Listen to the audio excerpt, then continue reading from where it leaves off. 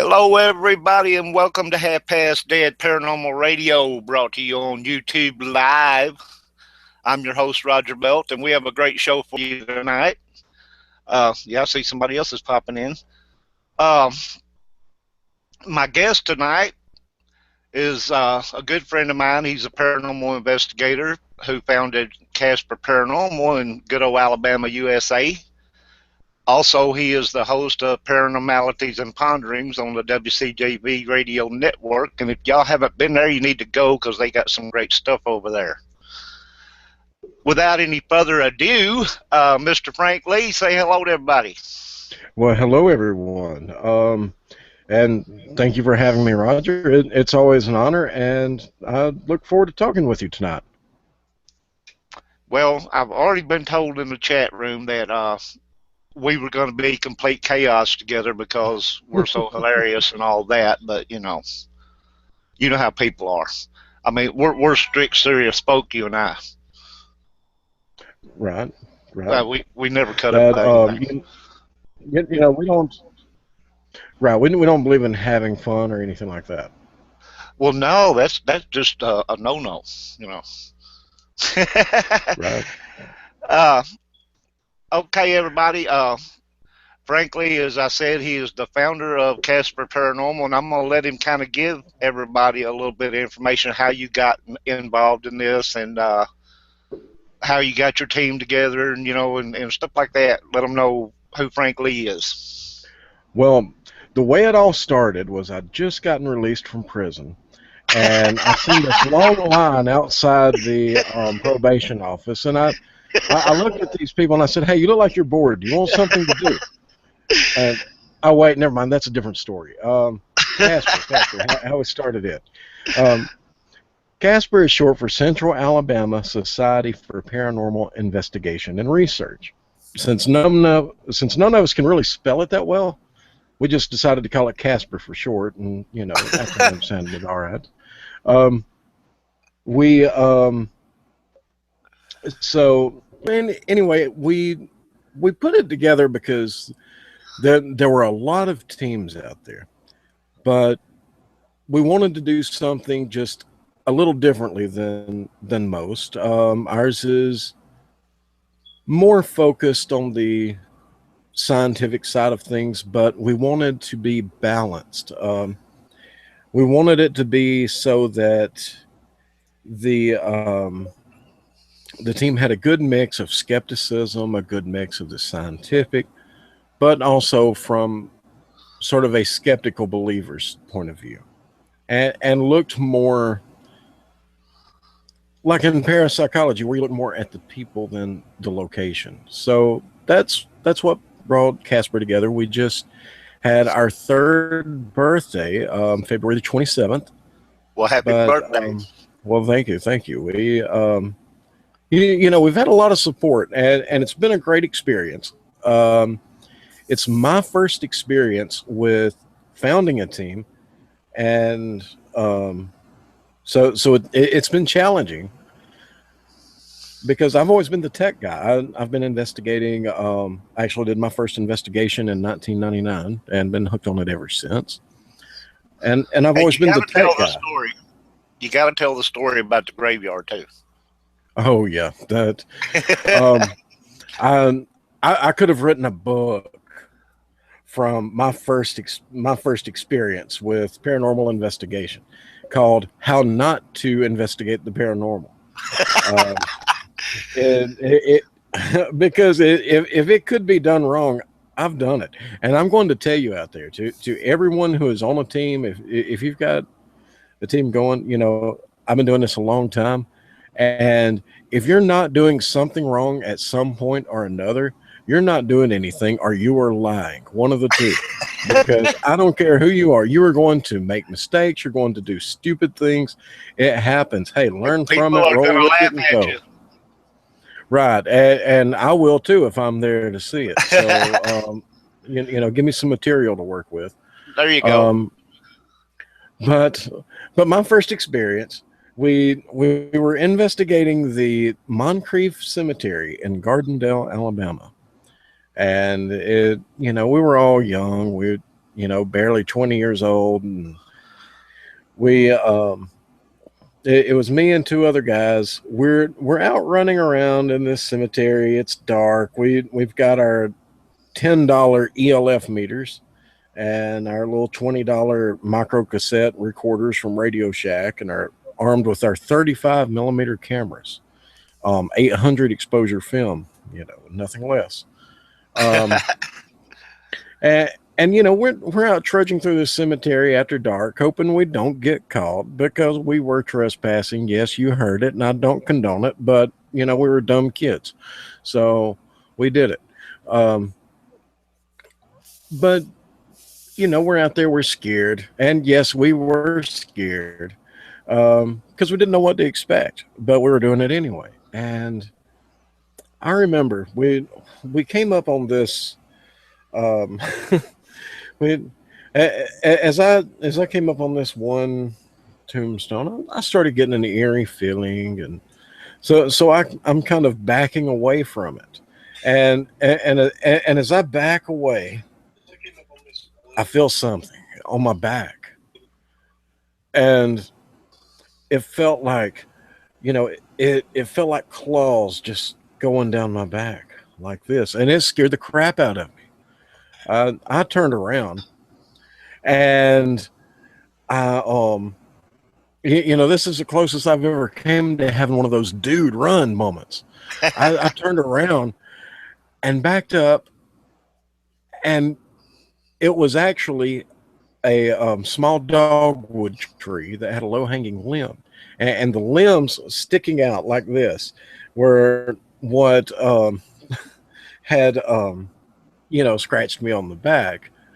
But in all the commotion, I walked back over a tombstone, just about done a backflip somersault, some kind of Olympic maneuver. Surprised I didn't bust my head open on the tombstones behind me. And it amazed me that we didn't get EVPs of nothing but pure laughter from all of the ghosts in the cemetery who might have seen this happening. Like, look at these dummies out here tripping over tombstones and getting scared to death from trees. I'd have loved to have been a bat in the belfry at that time. Oh yeah, that's all I can say is I'm so glad that during this time period, it wasn't like it is now, where everybody has a video camera on their phone and everything. Otherwise, I would have been a YouTube sensation.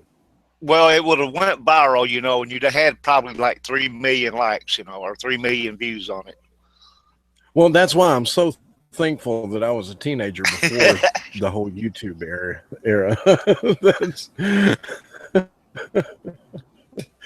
You can be serious. They seen all the crap that I did when I was young. Well, I mean, and we do sometimes on investigations, we get a little bit silly and cut up, carry on. I know we do. I'm sure y'all do. Oh yeah, yeah. Well, if you can't have fun, then why are you doing it? I mean, sure, we all need to be serious about some things, but just because you're doing a serious investigation doesn't mean it can't be fun. It doesn't mean you can't laugh. You can conduct yourself as a professional, and you can be very serious about your work while actually enjoying it, while having fun. And those are when you get your best responses. Oh yeah. It's funny because it seems to me like, if there's a spirit in the house or wherever you happen to be investigating at, mm-hmm. and you're laid back, cutting up a little bit, and just enjoying yourselves, they kind of seem like, to me, that they get a little bit more laid back and active. You know what I'm saying? Right. Absolutely. Well, I mean, you got to think if you're a spirit out there, and I'm just judging my, by my personal taste here. Okay. If I'm looking at a group of people and I see two groups, I see one group, they're over here laughing, they're having a good time. Maybe they look like they know what they're doing, but they're enjoying doing it.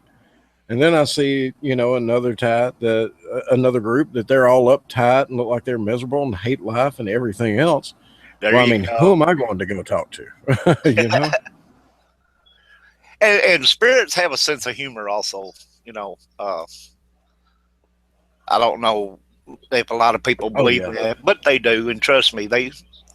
I bet some of them are sit back laughing when they give you the f off word or something like that. You know, Right. on the EVP, and you're going, what the, you know, and they're sitting back going, you know.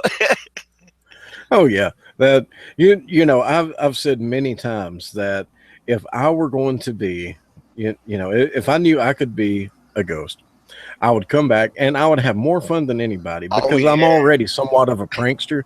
And you throw in the ability to be invisible. Oh gosh, right. that it will be epic. And I'm paying attention now because I'm keeping track of the list of people I'm going to haunt if I get the chance. Well, I created a little picture and I posted it up on Facebook of what I'm going to be when after I'm gone. I'm going to hunt you like a door Right. to door sales ghost. You know, you you can Right. bet on it. Well, I've kind of decided that what I'm going to do is I'm going to manifest myself as an orb. And that's how I'm going to appear. I'm going to be an orb, and I'm going to have I'm going to be wearing a little smiley face. You know, I'll be that orb with the face in it that everybody tells you you're crazy. It's nothing but dust. And I'm going to be laughing. Every EVP of you get will me laughing and saying, "Ha ha, I'm dust." Ha ha. Oh, it's raining. That's me. I'm that Worcester spot to the left over there. Right. Right. So, Now, we so did a I'm. show on WCJB quite a Mm-hmm, while ago with Dusty Ward. And mm-hmm. for everybody listening, Dusty Ward is the founder of the team I belong to, Half Past Dead Paranormal. And he is just Dusty is a card, let me tell you. And I talked to him Right. recently, and I reminded him about when we did the show and we were talking about the drag queen reel. Now, Right. if you remember right, we told him that he had to dress in drag and use the reel, you know, and we were going to take pictures and post it up. Well, you know, I think you got the wrong idea about the whole idea for the real. See that goes back for anyone listening. I came up with the idea of a way to fund the paranormal team. I mean, sure, all these teams out here, they do fundraisers, they, you know, sell equipment, t-shirts, gear, all that sort of thing. But I'm in Alabama, and in Alabama, there are a lot of good fishing spots. A lot of people come here from other places just to fish. It's really big here.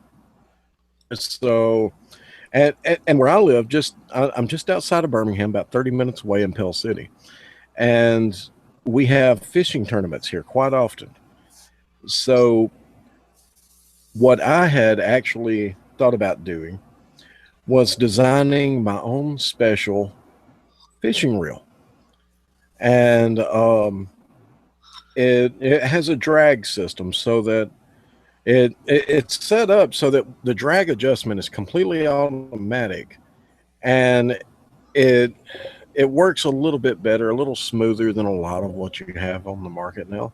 And I was going to market it to the professional fishermen who are coming in here for the tournaments, and use the sales of that to to help fund the paranormal team, buy us some gear, let us go some places, things like that. Well, what what I decided on for the name was there's an old fishing rod called, there was the old Zebco Classic, and there was a Zebco Classic Queen. So I decided, so it would sound familiar to them, I was going to take my special system of drag and recoil and call it the Drag Queen and the Drag Queen Classic. And I figured that would be a good catchy name for the reel. And Of course, I haven't even started on the rod yet. You know, you don't want to. I'll talk about the drag queen rod later, um, but yeah, I think Dusty got the wrong idea on that because you know the next time I talked to him, he was talking about going fishing in a dress and a duty belt. You know, and, I don't think the communication was 100% on that one. No, but we had a good time though. Absolutely. That was one of the funnier shows I think that we ever did. Because we had, and I don't remember if that was the same one where Dusty was talking about. We were doing the show naked, and that all he had on was his duty belt, and Right.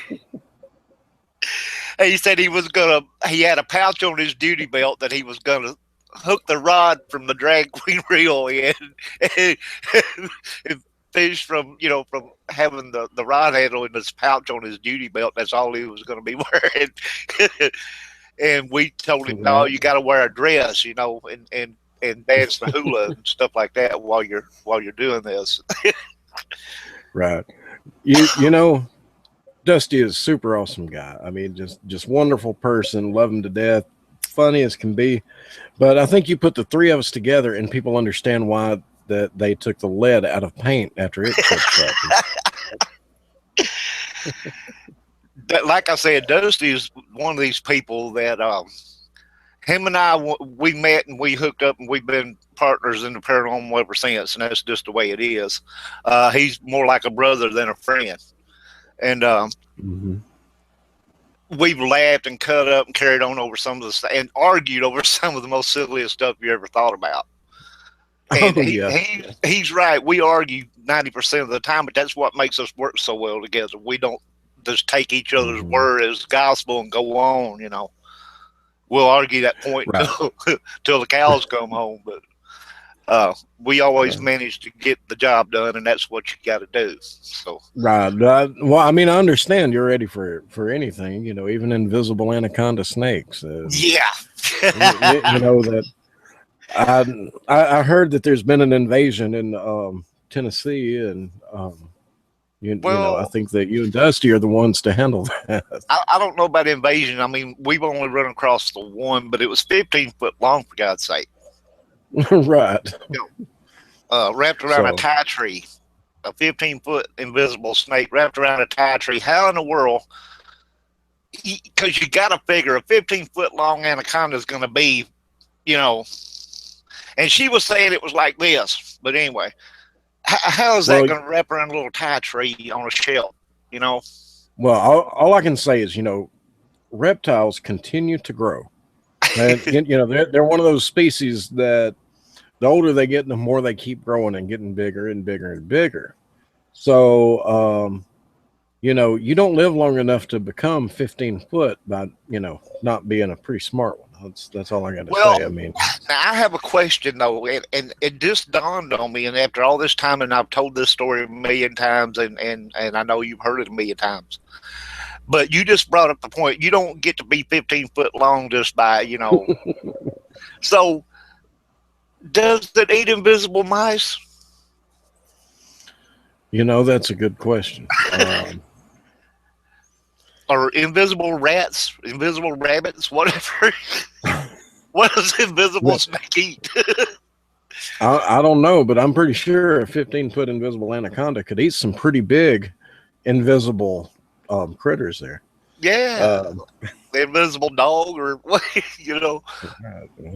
But I mean, I never thought of that until just now when you brought that up. What the heck do they eat?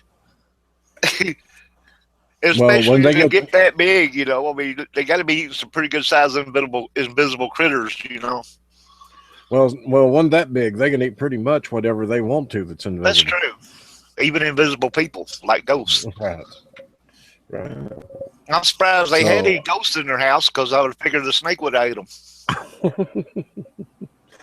But they did have a drugstore, though. The snake might have just been there for the drugs. That's true. Well, no wonder he was tripping, ripping around a little tie tree like that, you know. Right. So But yeah, that was definitely one of the more interesting cases that I've heard of. oh, we laughed so hard about that. I ain't kidding you. I never laughed so hard in my life. I had tears just streaming down my face. You know, I'm like, and especially the part where he Oh, said he I drove the can snake imagine. out the door and told his invisible convict ghost to kill it. Because we had told Hmm. the lady that he had an Yeah, invisible convict ghost that followed him everywhere he went, right? right, And right. Well, that's just one of those cases. The fact that you can long enough to get through that and not crack up before you got off the property is exactly. you're We trust me, you're stronger than me. it was not easy.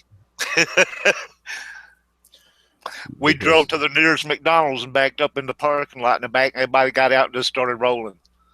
It was funny. Everybody was laughing, and he was out there demonstrating how he was holding the snake and all that stuff. And hmm oh my god, that was so funny.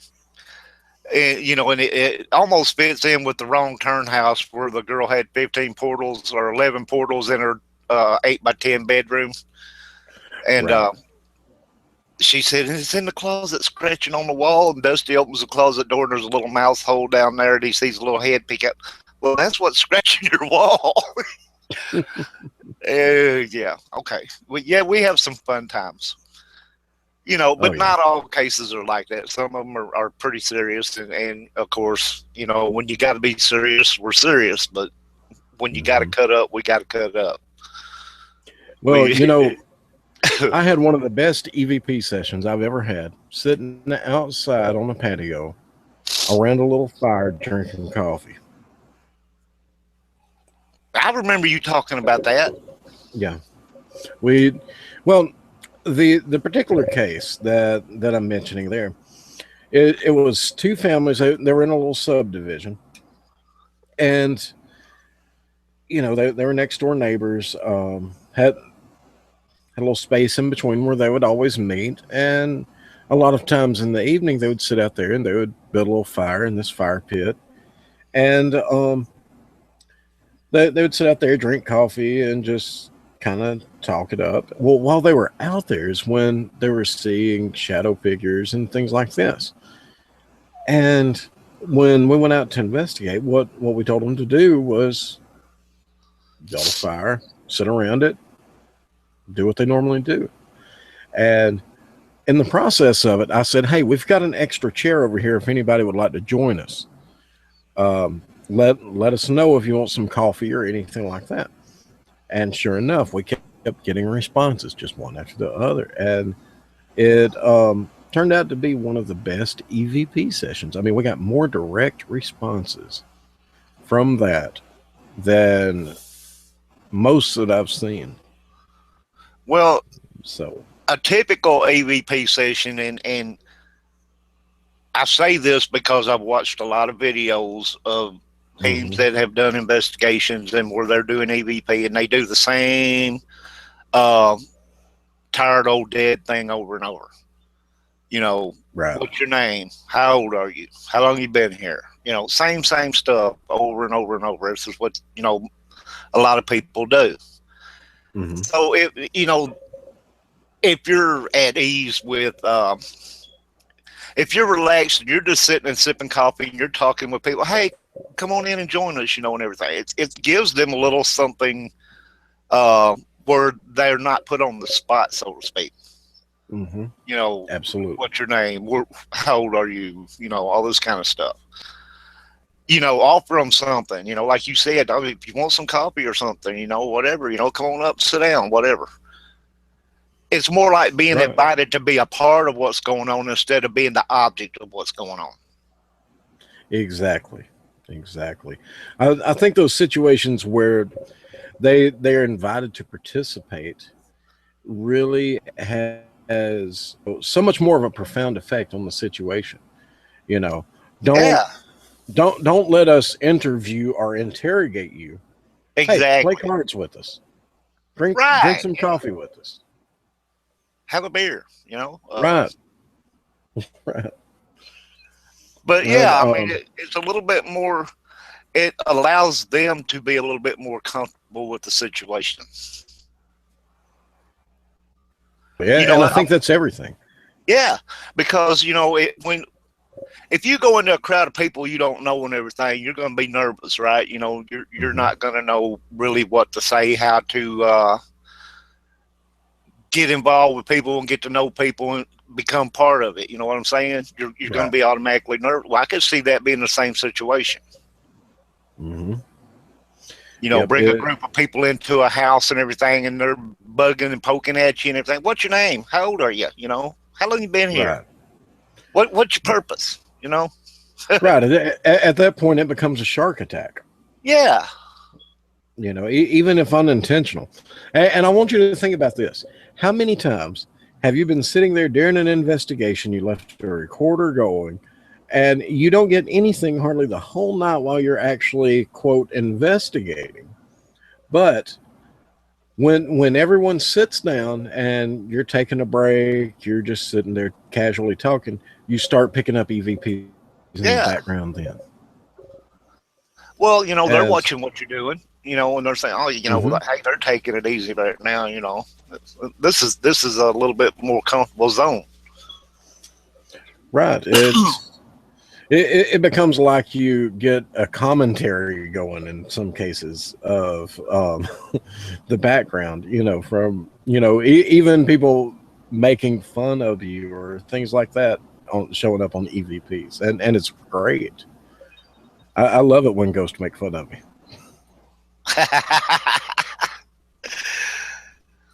Yeah, laugh at So, me. See if I care.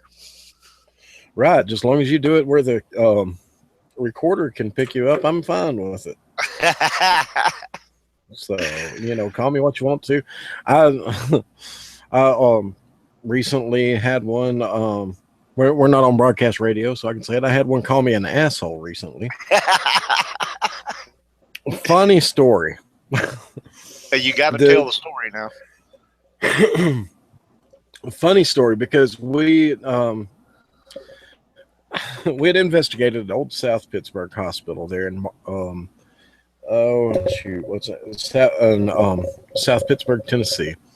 And when we were investigating there, we stayed for we actually stayed for 3 nights, and we went up Friday and didn't leave until Monday morning. And it was so funny because when we went there, the second morning. Well, let me back up a little bit.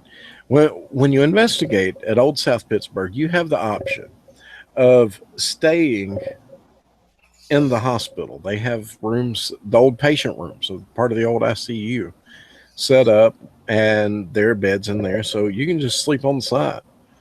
Well, that's what we did, and about the second morning we were there, I woke up, I was tired, and we'd been up late the night before.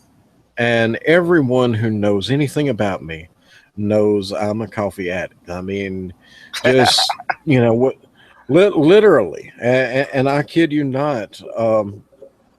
When I say this, what people don't realize, when I'm doing my shows and things like that, I'm here in the studio now, I have in arm's reach my coffee pot.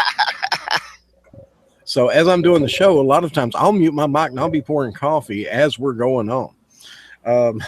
So a little bit of inside trivia there. But I'm all about my coffee, and I don't function before I have it. So Laura was investigating with me, and we went from we'd just woken up, and we were walking from the room, going down the hallway on the old ICU back to the old doctor's lounge. That's now a break room where the coffee pot was. Well, as we passed by one of these empty ICU rooms, we hear what sounds like a chair sliding maybe an inch or two across the floor, and a loud bang. Well, this room is completely empty, and nobody has been in there or anything. So Laura stops in her tracks, And she looks over at me, and she says, "Did you hear that? That came from in that room." And my response, literally, is I just looked at her calmly, and I said, "Not yet. I haven't had my coffee," and kept walking. And that they teased me about that the whole day. Well, later on that day, as we were investigating, we get an EVP that says Frank is an asshole, and everybody cracks up because pretty much we figured that whichever one it was that had made all the noise come from this empty ICU room was probably unhappy because I just blew him off because I hadn't had coffee. Yeah. So we think we identified that one. That's funny. It would have been even better if it would have been a disembodied voice that just come out of the air. Frank's an asshole. Not unless I had my recorder going. Or your coffee. With my coffee. Yeah.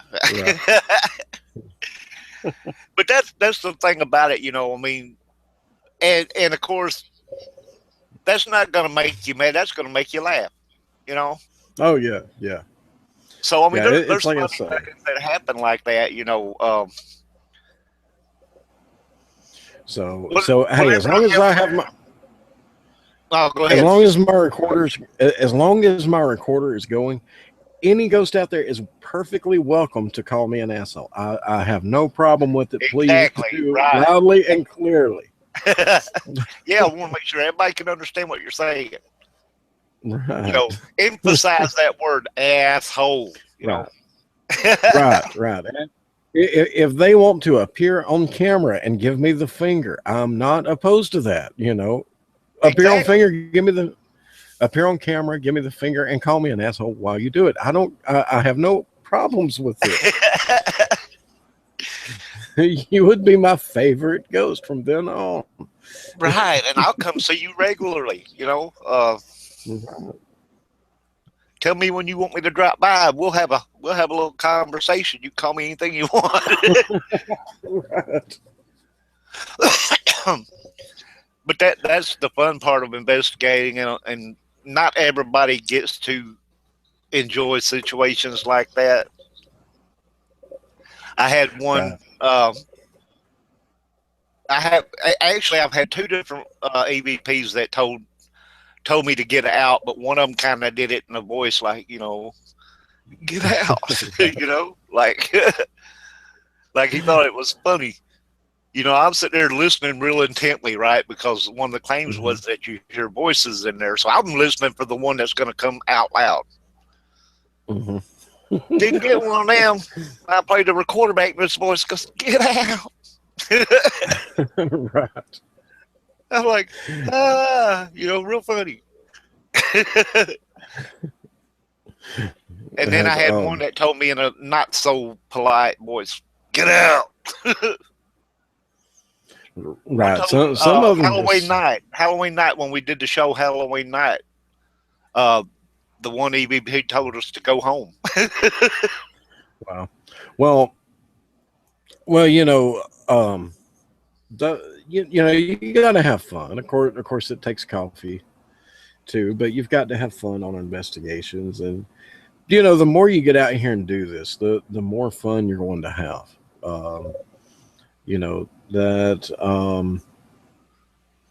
It's learning. It's bringing that positive energy into a place and being excited about being there.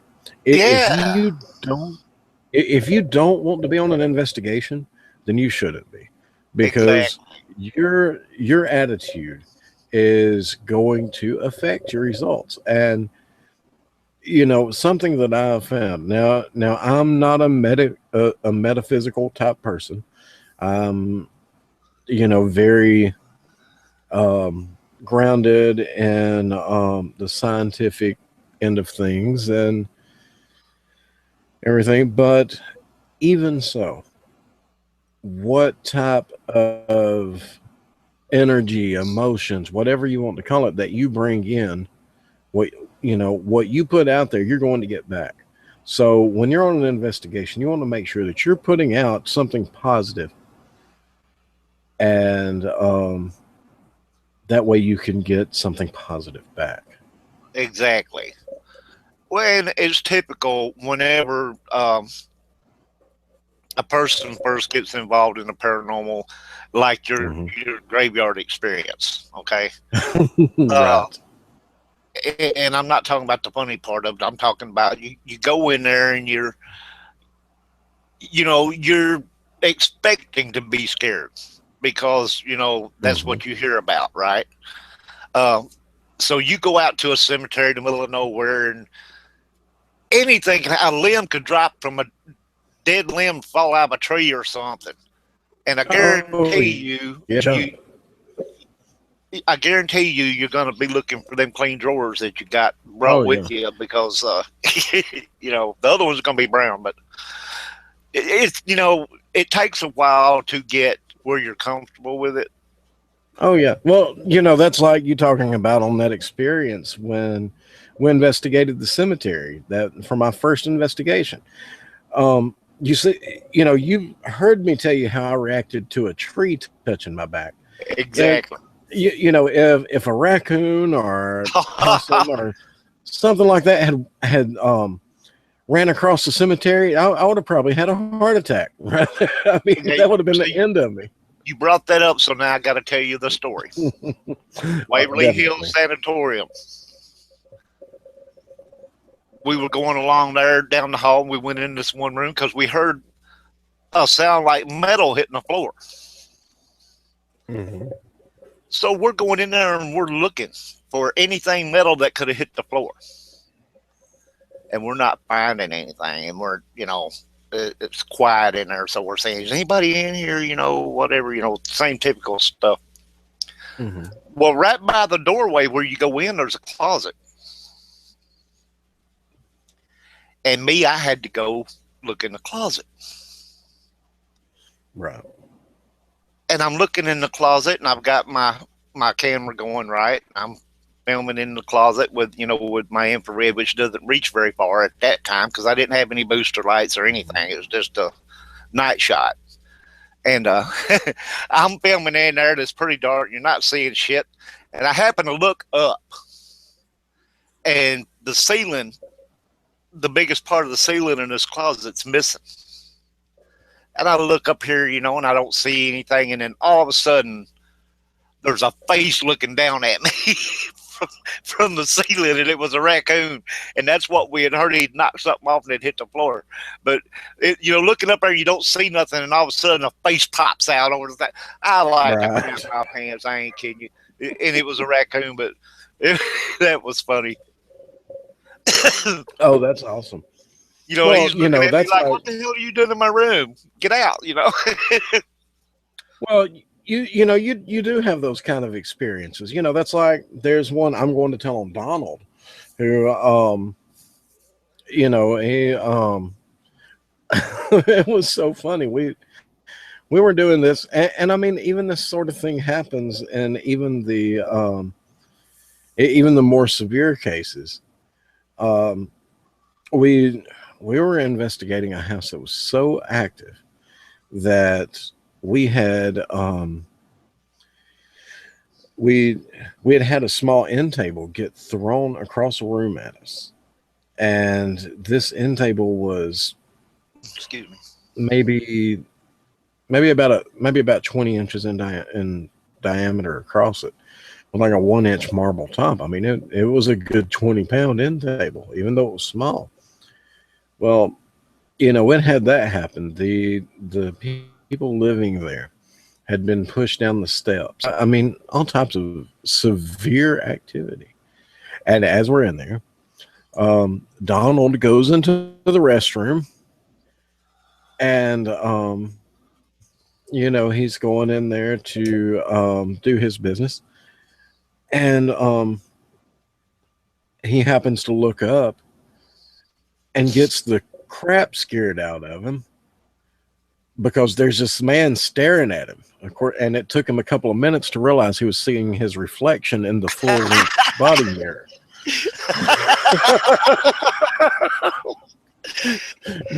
and we have given him hell about that, but that is funny crap. And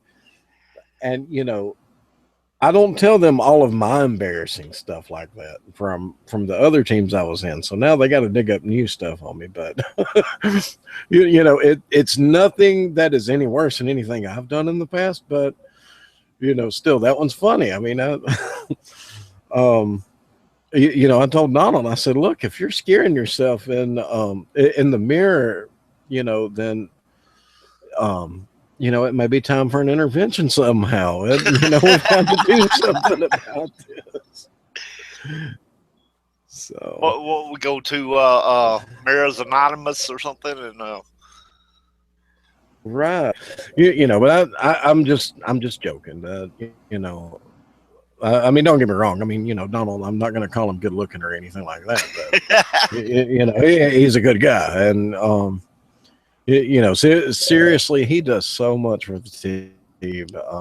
He kind of stays, behind the scenes, but just wonderful, wonderful person and, hell of an investigator. I like Donald. Mm-hmm. Actually, that show that me and him did the one time that went on and on and on and on and on and on and on. That was a great show, and right. He's full of a lot of good information. Right, but yeah, and I figure right now is the perfect time to talk about him because he's not listening. So. No, I give him a hard time, but I talk too much because I mean everyone out there sees me right now, and I mean it's quite obvious that why I've always been told I have a face for radio. So we just all work with what we got. You start to sound like Dusty Ward now.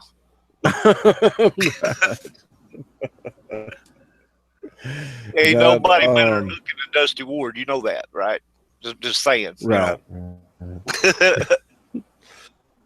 Right. I don't even have a duty belt, so.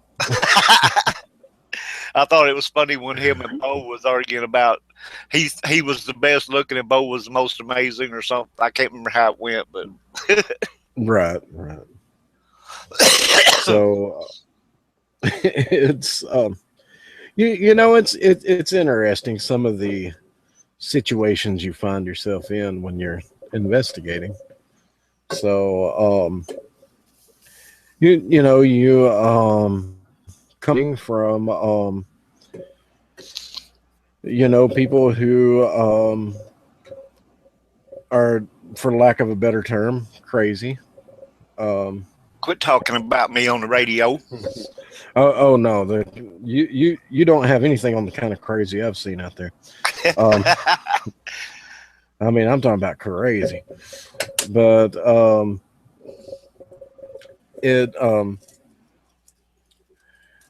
you run into the legitimate crazies who you wondered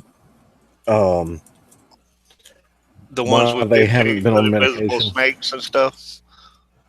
Right. The ones who need that drawer full of medication, but you run across these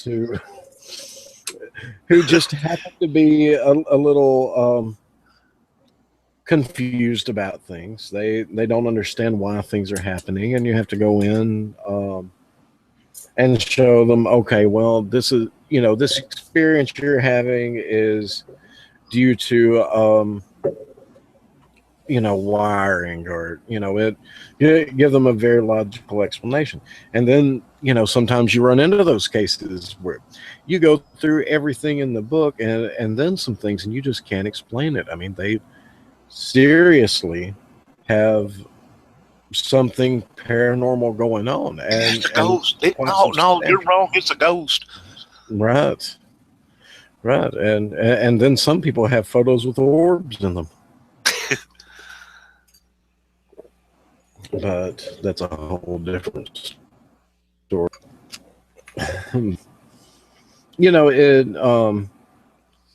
It's kind of one of those things that you never know when the phone rings. I mean, we try to, from a phone interview, put together a good idea of what we think the case is going to be. But so many times we go out there and we have no idea what we're up against. It's completely different from us talking to them on the phone versus what we run into when we get out there. And sometimes you even get there and you think it's going to go one way, and you have that plot twist that just completely changes everything. Um, and that's why we have to be flexible in our techniques, and we have to be able to roll with the changes, and we have to know more than one type of outcome. We can't be the type of teams that I see a lot of problems that come from things EMF radiation, or from EMF radiation and infrasound. But I can't explain everything with those two things. Exactly. And and you have to be thorough. But um, there are there are there are three words in the paranormal field that people don't like to say, need to be said more often. A lot of people are afraid of these three words, but there's no shame in saying them. And it and those three words are, I don't know. Exactly. If if you're not familiar with the situation, then it's a good thing to admit that. Here it Well, is. a Go lot of ahead. people or teams or whatever, uh, they're afraid of not looking good in front of their client. So they're not going to want to tell them, I don't Mhm. know what's going on, or Right. I don't have a clue, Mhm. because that makes them look bad. Or in their eyes, Well, it makes them look bad. Really, it doesn't, because that's just like, and I'll example this to a job interview I went to one time, and the guy says, "Well, what do you know about this?" And I said, "Not a damn thing, but I learned quick. I got right. hired, you know." But it's So just, go ahead. that's the thing about it, is people need to understand that there is no shame, that it makes them look better to say, I don't know, but I will get you some help on this, Right, than to say, oh yes, I know it all, let me do this, and then fail epically. This year makes 17 years that I've been doing this, and I quite regularly encounter things that I'm not familiar with, or maybe I'm familiar with but not really comfortable handling, and I refer those out to people who are familiar.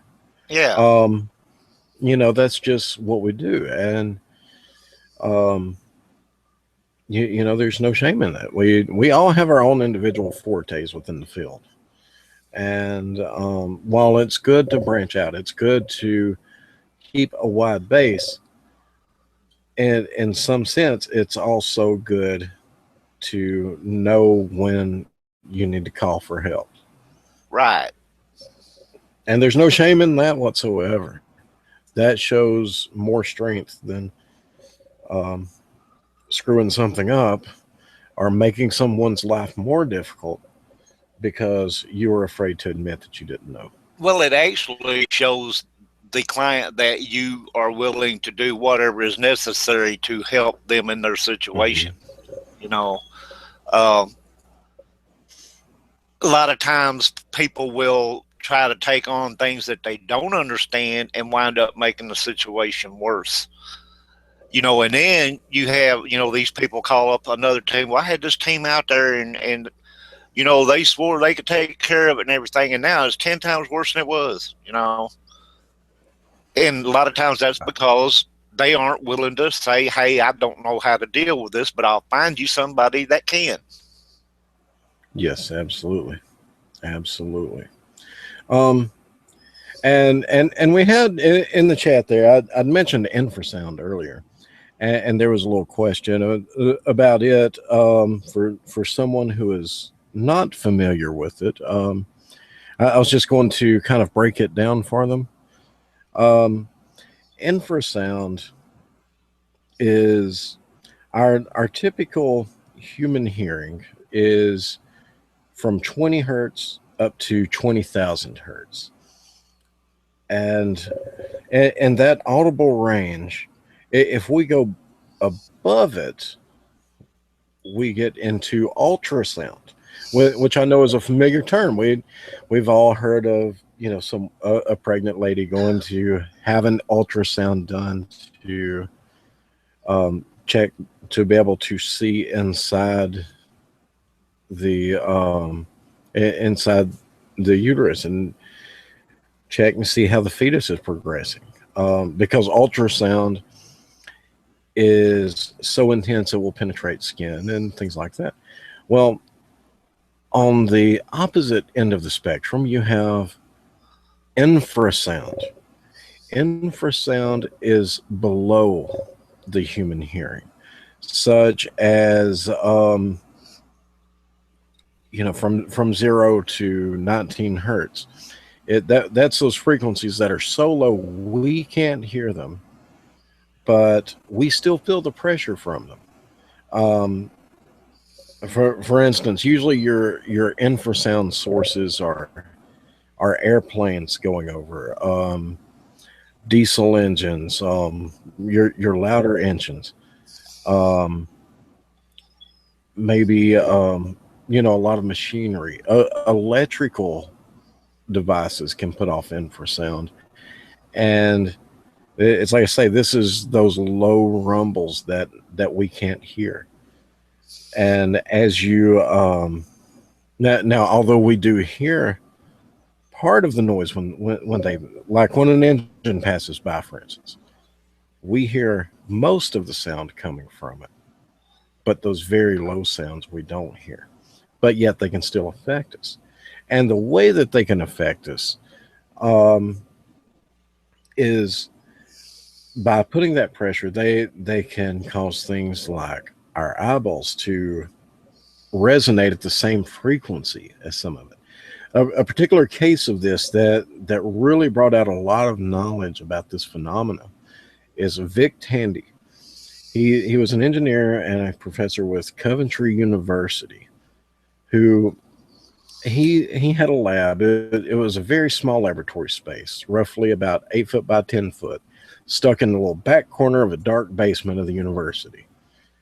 Well, his lab was notoriously famous for being haunted, and everyone who went down there, they always talked about, how the lab was, creepy, and they thought it was haunted because people were seeing shadow figures. They were catching glimpses of things out of the corner of the eye. They had a feeling of dread every time they went in there.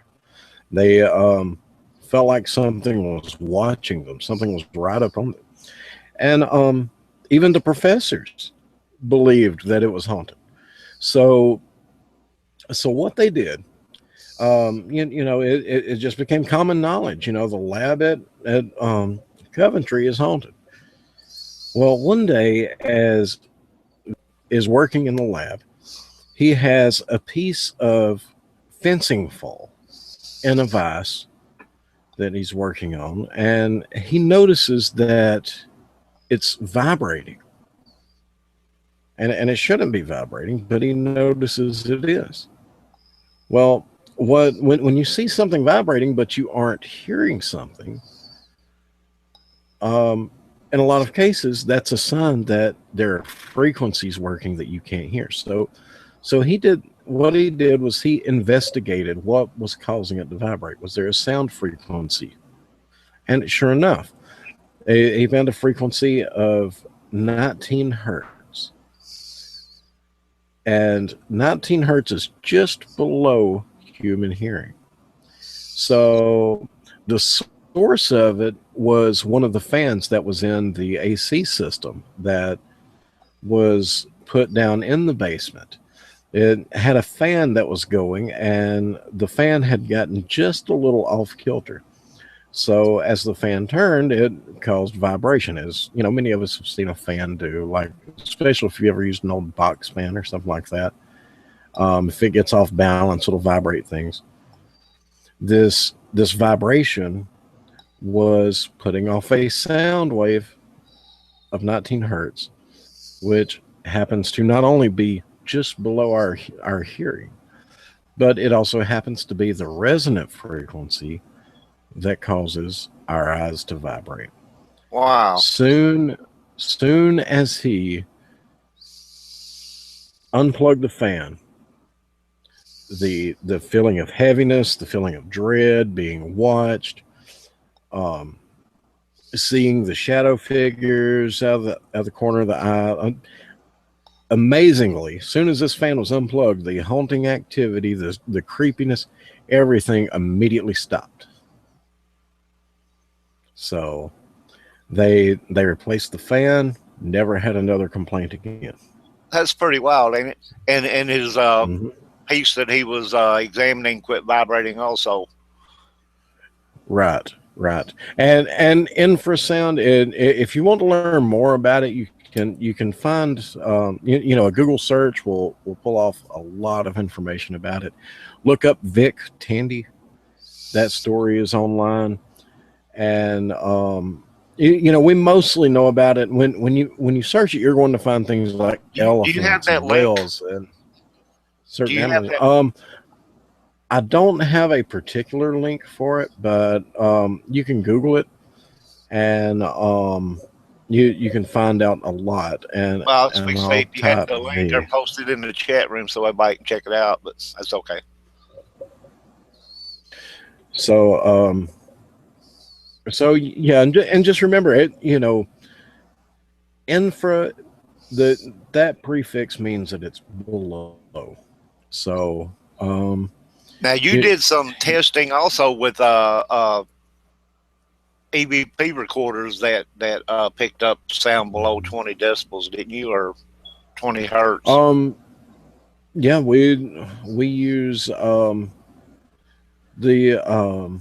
current microphone system that we're using is rated to go down as low as 5 hertz, and a popular theory that which it's something that's under something we're testing, is that infrasound is the frequency where most of your EVPs come from.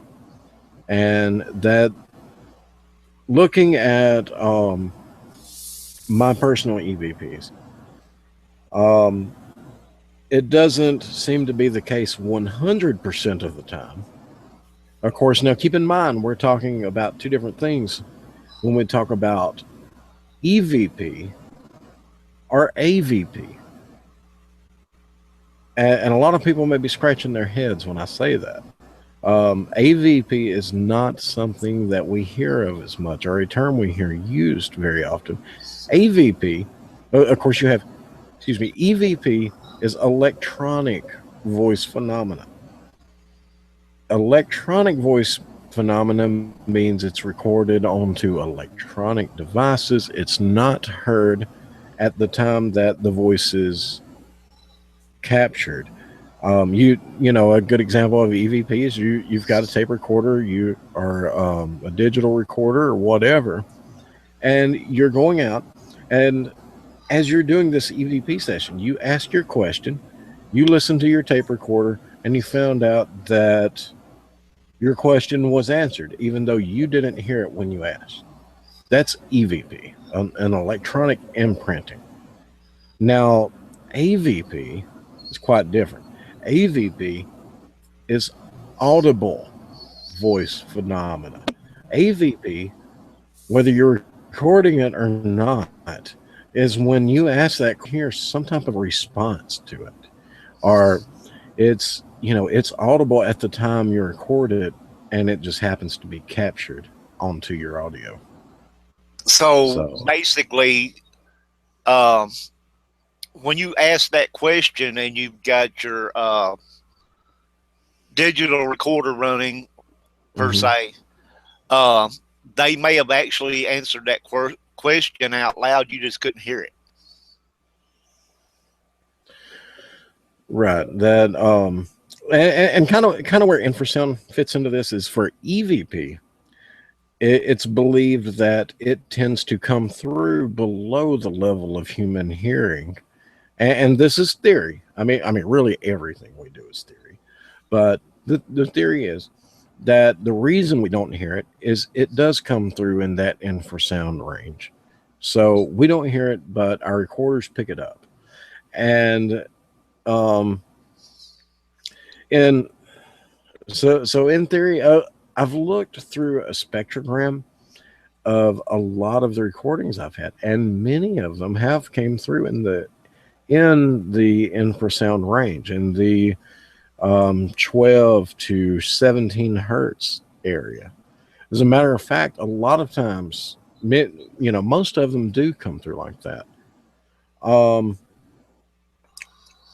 I I have actually did a spectrogram analysis of an audio clip from an EVP session and been able to look at that spectrogram and pick out where my EVPs are by looking at that readout.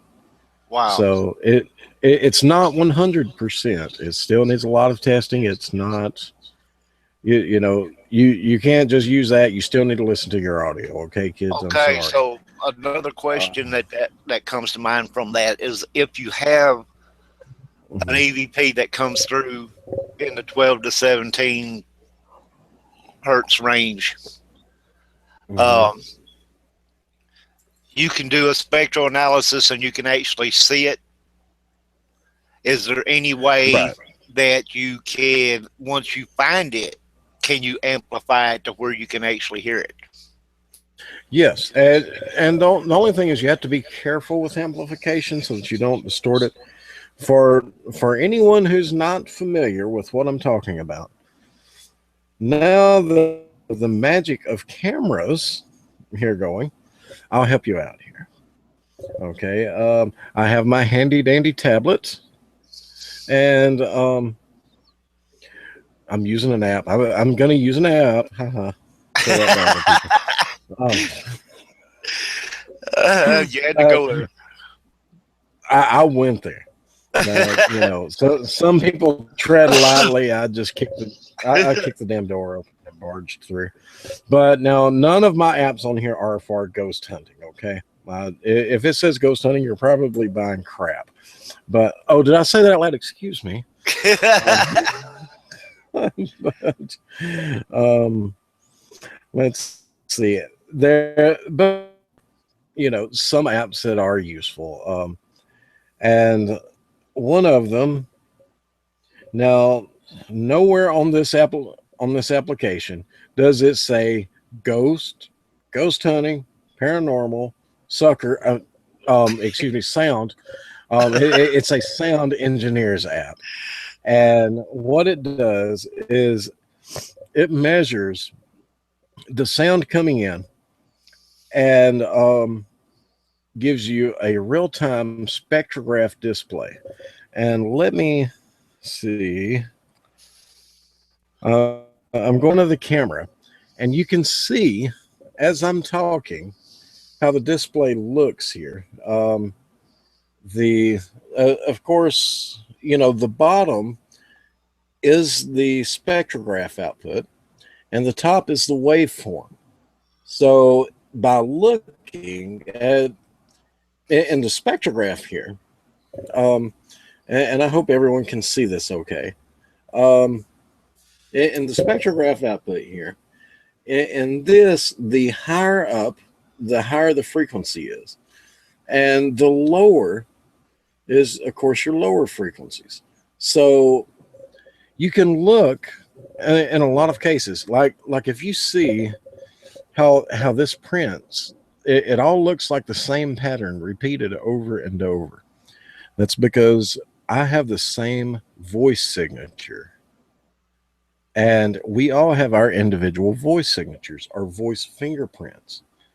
Some of you may have heard about forensic audio analysis Yeah. and the FBI using similar techniques. Well, that's what they're doing is they're looking at voice signatures. Um, what what it does is, let me see my I don't use my tablet very much here, but by looking at it, there in the lower ranges, you can look, and of course, you can do this with the computer, is the preferred method. I just seen where my screen had blacked out. Right over in this that one section there, you got your lower Right. right in here. Well, I can't when I point at it, it shows me up. But anyway, to your it's facing me to the right over there, about maybe inch or so away from the edge. You see a low frequency area right there. Right, and what this is, along the bottoms, you have a scale. One is really too big to show you on there, but toward the bottom of that scale, it even reads into your infrasound range, and when you get into the infrasound range, you can look, and a lot of times you'll find sounds coming through there that aren't coming through anywhere else. Chances are, if you're doing an EVP session and you see something there, then that may very well be one of your EVPs. And you can amplify that where you can make it audible. Mm-hmm. Yeah, you can amplify it. It's not good to get carried away with the amplification, but yeah, so a few decibels, nothing wrong with it. Well, I mean, I always do mine just little bits at a time until I reach a point to where it's out of range, and then I'll back it off, and I try to keep it like in that area or whatever. But right, and things like that. I'm just going to throw this out there that particular app is called Spectrogram, and it available. I think it was a free app from the Google Play Store. Well, it comes in handy on investigations if you don't have anything else. You can take this app, you can go through a room, be perfectly silent, and see if this picks anything up. Right. If it's picking something up, and I'm not talking about looking for EVPs. Or you could run that with an EVP recorder. Well, and when you ask your questions, when you pause in there for that answer, you can see if something shows up in that range. Right. Very, very true. But if you're standing there in a room and you have this going and you're getting something while everything is silent, then that also indicates there's a chance that they could have an issue going there with infrasound. They could be having an experience sort of like what Vic Tandy had, which I have encountered personally. On a recent case, they were believing that their home was haunted and all of this, and come to find out it was a fish aquarium. Wow. The air filter.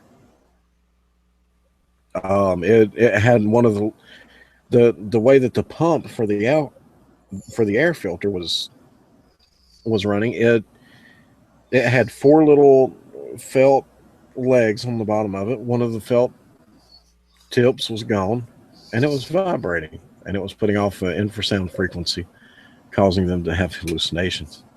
It was amazing.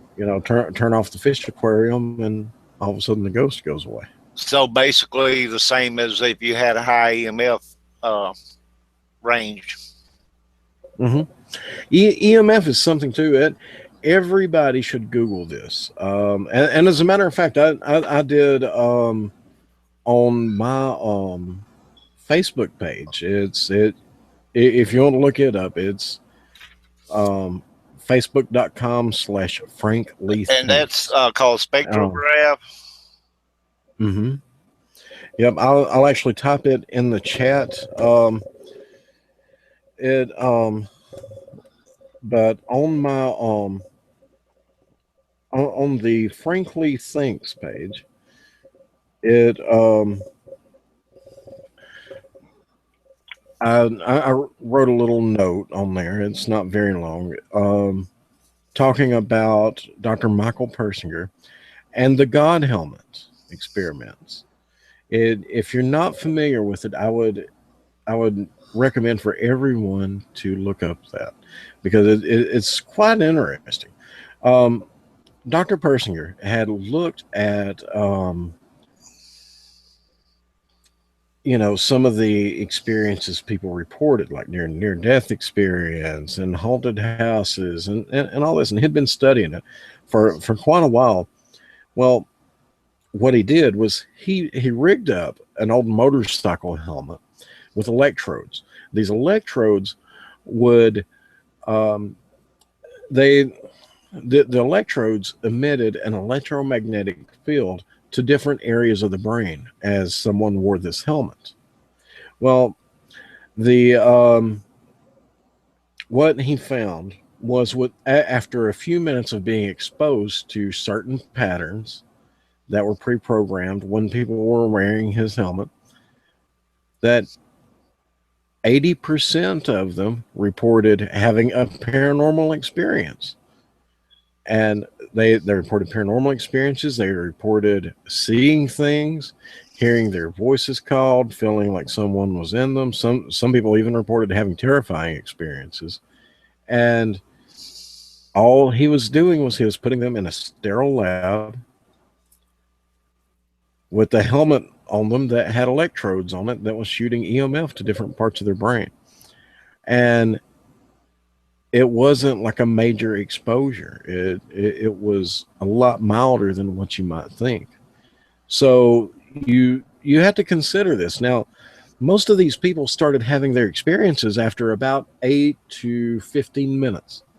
Now, think about this. What if you're sleeping in a room where close to your bed you've got a Wi-Fi router, or you've got a big TV, or an alarm clock. Alarm clocks are really bad about putting off EMS, or something like that, and you're getting that exposure for hours. How are you going to feel if 80% of the people in Vic Tandy's lab reported having some type of haunting experience after just a few minutes? What if you're sleeping there? What's it Right. going to be like? Something I recommend in a lot of cases when we run into things like that is for people to move the wireless router into another room, or to look for any sources. Those the mail meters we have and those K2s and everything else. Those aren't ghost detectors, people. Those are electricians' tools, and what they are used for is this. They are used to detect EMFs, electrical leaks in insulation, Right. um, elect, electromagnetic radiation. It doesn't measure a ghost. It simply doesn't work that way. If we could measure a ghost, we wouldn't be still talking about can we definitely scientifically prove that they exist. What we are looking for is we're looking at, is this EMF that we're measuring possibly the cause of these haunting experiences? Um, that's where we need to be. And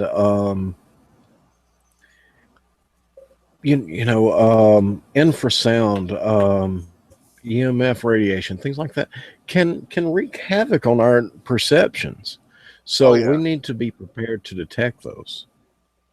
We had a lady that she was seeing all kind of stuff in her house and everything, and all through here, all through this place, Mm-hmm. EMF was just through the roof. Right. And you figure you sleeping in there. You're like, as you said, you're in and out of these rooms all the time. Her upstairs room, it was basically an attic conversion. Mm-hmm. There was like two rooms across the stairway from each other. You could go in one and you were fine. You could go in the other one and you immediately felt like you had a ton of weight on your shoulder. Right. the Absolutely. difference in the EMF in those two rooms. Right. And you can get a sound meter and I'm saying sound meter. It's kind of sad. If you Google audiometer, which is what this device is actually called, um, you're not going to have much luck. You'll find a couple, and they're going to be really expensive. If you Google sound meter, which is what it is, um, you will have all kinds of luck. But for around 50, $60, you can buy yourself a little tool that pretty much looks like a microphone with a few buttons and a little LCD display on it. What you do is you walk around the location and it will tell you if there's infrared there, or excuse me, infrasound there. And it will help you pinpoint that.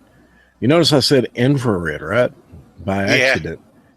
Well, I want everyone to think about this. I mentioned infrasound, ultrasound, and then our audible range, right? Anything above audible is ultrasound. Anything below it is infrasound. Well, the same applies to light. Um, we have infrared light, which means Ultraviolet. right, infrared and ultraviolet. Those are infrared is that part of the spectrum below what we can see. Ultraviolet light is the part of the spectrum that's too high for us to see.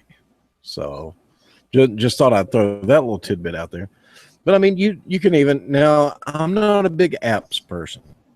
A lot of people are working on a budget, and sometimes you just have to do what you have to do. So you know, something handy to have. Now, some of these apps that I'm showing people, do not put the word ghost in your search with this, or you're going to come up with crap. I mean, there's not a ghost hunting app out there that I trust. There's some great engineering apps. There's some great sound engineer apps. There's different things like that, and I don't really completely trust them 100%, let alone something, you know. But now there is one that I found. It's from CoolSoft. It's the audio frequency counter, and if you're looking for infrasound, you can put this in. It as you watch my voice, you can see the numbers move because what it's doing is it's testing the waveform and it's counting the frequency that my voice is coming through in hertz. And I hope everyone can see that.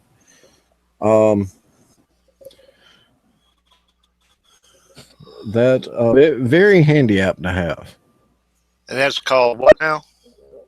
This is called Cool. It's audio frequency counter from CoolSoft. Let me see if I can get this into the shot where everyone can kind of see a little bit more about it. Is that a PC app or a Android app?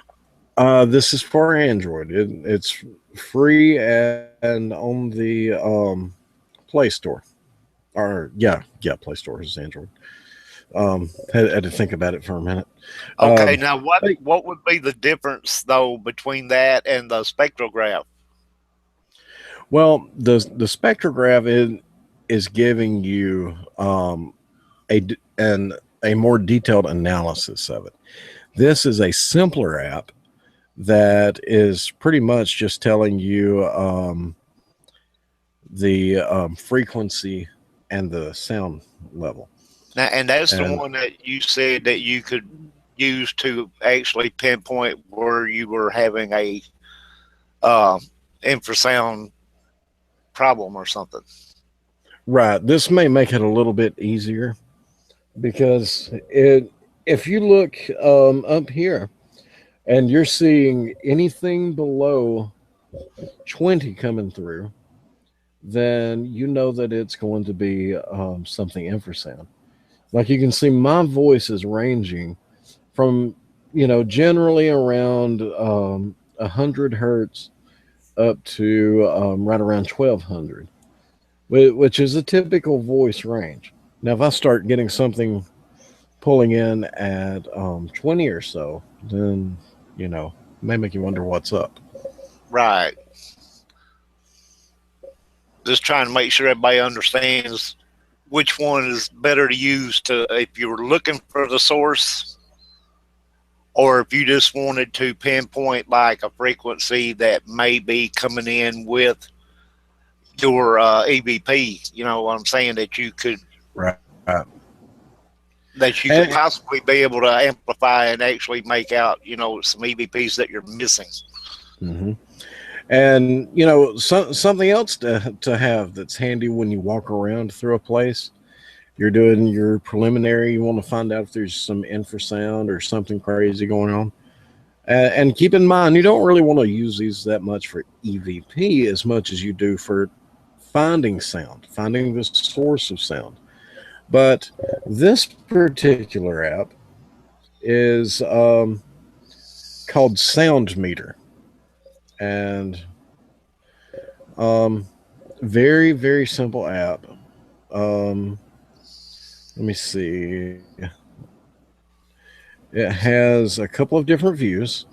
It has this view that just we shows can't see it. You're going to have to get it a little bit more in front of the camera there. Okay. How's this? That's Is it better. Too much glare? Yeah, a little bit. But okay. Let me see. It's got like a meter bar going up and down on the left side. Right. Right. And as you look at this, the meter bar is all that this is really doing. That just measures how many decibels.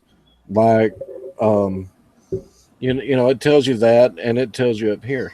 My voice is averaging around. And it lists on the side. It's got a list of what these frequencies resemble. I hope you can see this. Well, I can't make it out, but okay. How about there? Is that any better? Or is it still all jacked up? A little bit better, but right. Well, if you can see the list here, yeah, that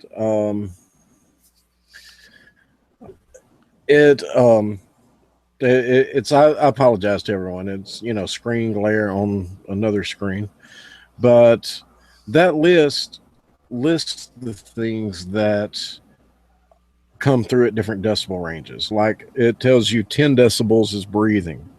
40 decibels is the average sound range in a quiet library. Traffic noise is or a vacuum cleaner, about 70 decibels. Alarm clock, 80 decibels. Power tools, 90. All the way up to a car or to a concert at 110. And it kind of gives you a comparison there. And then there's another set that will let you plot out your waveforms as they come through. And maybe this will help you see it a little better. No, still glared. Still glared? Yeah. You're going to have to kind of angle it to where that glare is not hitting it dead on. Right. How's that? Now you're getting where... It's still not? No. But there was a certain way you did it a while ago, and you could see the list, and then as soon as you move a little bit, it'd be out of whack. But the general idea is actually, I saw something there. Yeah, so you can a little bit when you don't move. I mean, it shows up and then it is gone. But right, I think the brightness settings are kind of crazy. Got to love modern technology, We can do all this stuff, but we can't make it more glare resistant. Exactly. But anyway, that screen gives you a graph to go by of your sounds. And that one, like I say, it's called Sound Meter. And that one's in the Play Store. And you'll keep in mind, these apps that come in so handy for that, none of them say ghost hunting. None of them are designed for paranormal. But even though they're not designed for that, they're very handy to use on investigations. Very few tools that we actually use are specifically designed for the paranormal, or even the ones that are typically based off something that was completely and utterly designed for something else. You Exactly. know, Most of them are designed for some kind of electrical work. You know, mhm, yeah, your many, meters many of and them all that are. type of stuff. Well, thanks to the paranormal field, the cost of an EMF meter has came down substantially. Um, back in the 90s, to get just a low end EMF detector, you were looking at a couple $100. I mean, just for the low end. And um, when ghost hunters got popular, and well, even before that, there was a show, Scariest Places on Earth. How many of you remember that one? Yeah. Um, and that was back 2000 or so. We'll say 99, 2000. Um, but these shows, people started wanting them, and all of a sudden there was more of a demand for them.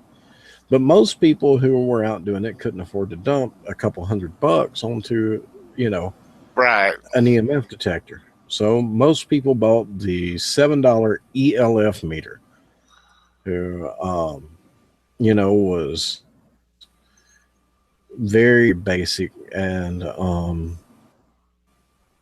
it, didn't really measure anything. It just told you if you were picking it up. And it, all of a sudden there was a demand for it.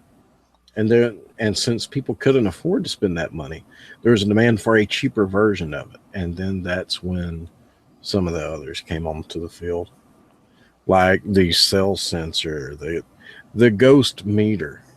It's How many of funny you have seen how those? um, the paranormal field helped bring prices down on some things in the beginning, Hmm. and now if it has ghost hunter attached to it in any way, shape, or fashion, the prices is about triple.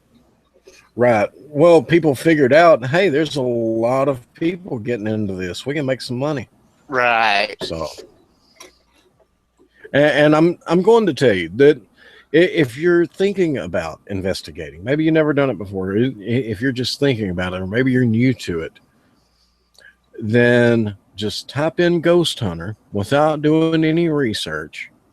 Type in ghost hunting gear, ghost hunting that, and there are so many things specifically for sale designed for you who hasn't done the research, who doesn't know why you need each piece of equipment, what each piece of equipment really does, how it truly works, who just thought, hey, I seen that on TV, so I need it. You are Exactly. if you do that you make yourself a marketer's dream. Yep. And I don't know many people who like wasting their money on things that they don't need. I And a lot mean, of yeah, there. times you can use um, old school techniques that will do the same thing as this Yeah, stuff you're paying through the nose for. That right. doesn't cost you Absolutely. over $1 or two, or maybe $5 or $10. Hmm.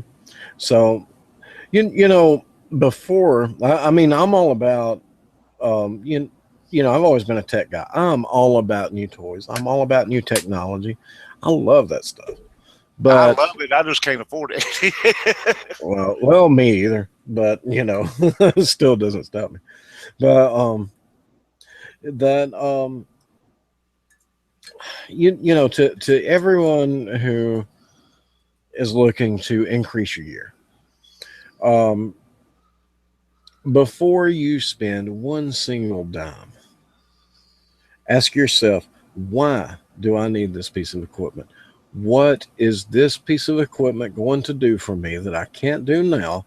And how will it overall improve my investigations? And you'll find, if you start, how does this piece of equipment work? And if you start asking yourself questions like that, you'll find you're going to spend a lot less money. That is so true. So, You know, one of the simplest things in the world, and I got this from my buddy Mike Sinclair, Viper Paranormal. He's a slick guy. yeah. Uh, Tying a little Christmas bell on a string, and you Right. can hang that in a place where supposedly you have activity at, Yep. and ask them to move it. If that thing moves at all, and there's no air source, you got your validity right there.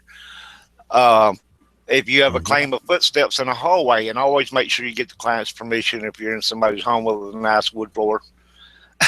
But you can sprinkle talcum powder on the floor, and Right. instead of spending all this money on these sensors you put on the walls that go off whenever something comes through, sprinkle you some talcum powder on the floor. Well, and If I'm they going to go tell you through something there, about those sensors. I have yet to find a pair that actually worked. Okay. I see them in a lot of ghost yeah, hunting just kits and and all and that they're stuff. not cheap considering that they're not that Mm-mm. good. Mm-mm. But there's No. lots of ways if you're just starting out, and you're on a budget. There's lots of ways that you can get around a lot of things. Okay. Now, one of the Right. things I do recommend that you spend the money on is a good recorder. You know, but Well, really above all you that, you can spend. A matter of fact, I think I've got it next to me. Um, you can actually spend for for what you would spend on the average ghost hunting side. I mean, you can get recorders and things like that all the time. But what what you need to look at is what frequency range will this record for what an average voice recorder that's used for taking notes or something like that will run you. You can usually spend just a little more, $20-$30 more, and get something that is designed for recording music. And not that you're going to be recording music out there on an investigation, but a much more sensitive microphone, much better frequency response. And like for example, there is there's a Zoom out there, and then you have the oh shoot, my mind just went blank. I hate that when it happens. Right. I should remember Tascam. My mind just went blank, and if you own something, you should be able to remember what the name of it is.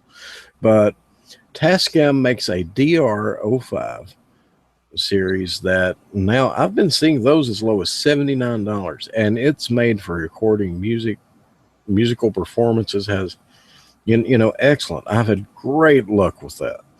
Um, they dropped the price on it for because they came out with another one, a DR07, that little bit different microphone design, but worked wonderfully, and just a few dollars more.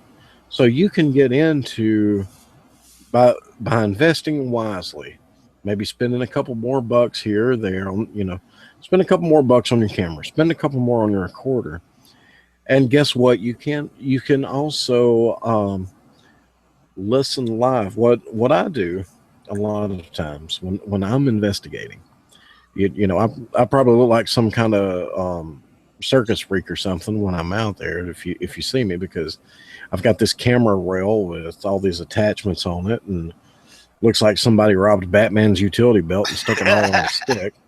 Um, but I have my camcorder and my R floodlights, and it's all handheld. Or I've even got a shoulder rig for it. But there's the camera, the lights, the recorder, and just the bat grappling, and just everything's on this rig. Um, Got I, your grappling hook and all that, right, it's got my grappling hook, my my in case you have to scale a wall or something to get, right, right, in case I need to get a good shot Yeah, from yeah. up there. Um, but what I do is I record my audio through the through my Tascam audio recorder, and then my video goes through my camcorder. And when I put together my videos, I combine the two together so that I have the best of audio, the best of video, and it just makes it so much better when you're reviewing things. Of course, you can't mix it at the time you're recording it. You have to load them separately into software. But a running joke when I'm investigating is I know we've all seen those scene markers in the movies where they'll have the chalkboard or whatever that has the name of the Right, the scene little right on the clapboard. board. Yeah. Right, and then they'll clap it. Well, what that scene identifier does is, of course, it tells the scene what the clap is for. Is it gives them a point to sync up the audio and video together. So what I do is, because I don't want to carry a clapboard around in my back pocket on investigations when I'm recording, I will have the camera pointed at someone and I will tell them to give me the clap. And what I have them do is they clap, like this. Before or after they laugh at you? Well, usually during.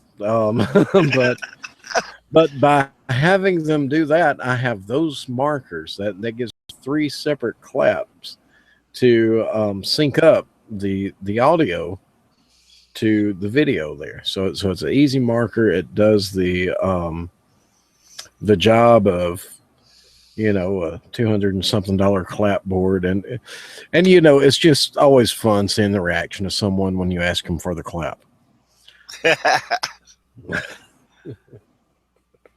But say you could have them use the clapboard though and everything and make it look like you were actually filming a movie.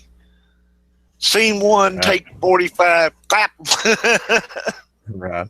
Well, I usually tell everybody that I investigate with, if I get them to do that for me when I'm recording a video, I tell them, okay, for $20, I won't tell anyone you gave me the clap.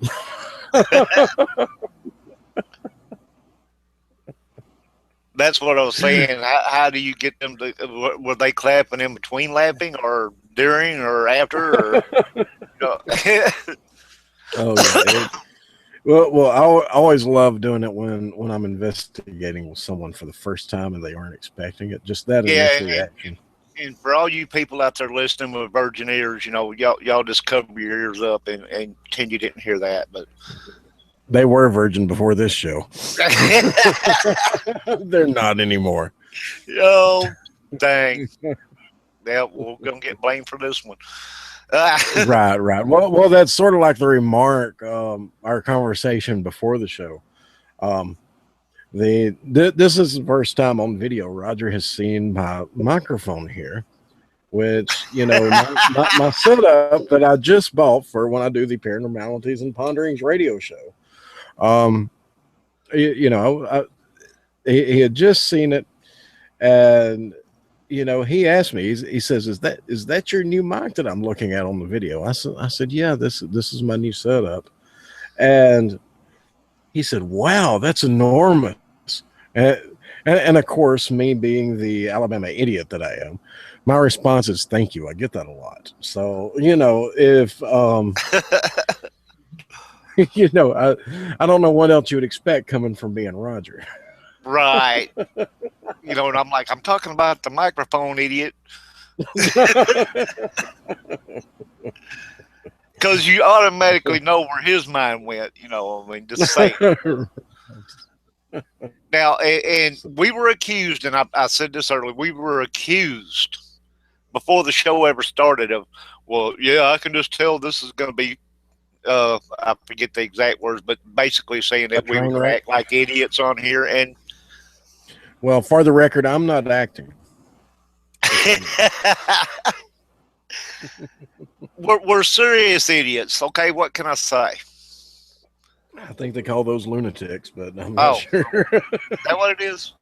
Well, when you use that word, they're looking for an asylum to put us in, so you got to be careful Right. how you label yourself here. Right, right. Pharmaceutical Uh, companies make a lot of money off people like us. yeah, and they give you one of them jackets where you hug yourself and you're like, oh. Right. We call that the I Love Me jacket. Yeah.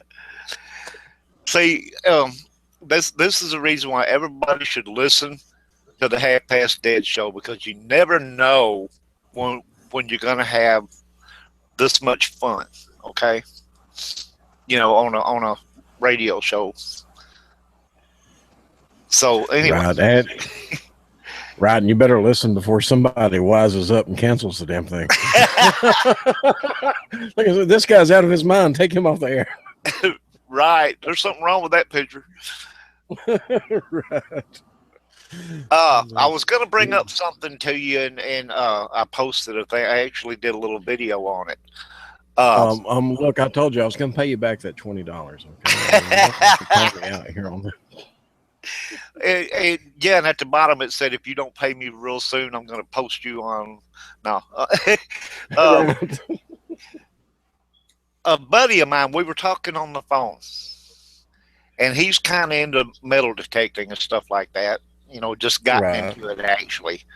But him and I have also been on Paranormal Investigation together, and he brought up the idea, and he didn't exactly say it at first like that, but basically what he brought up was the idea of mixing paranormal investigation with a form of archaeology.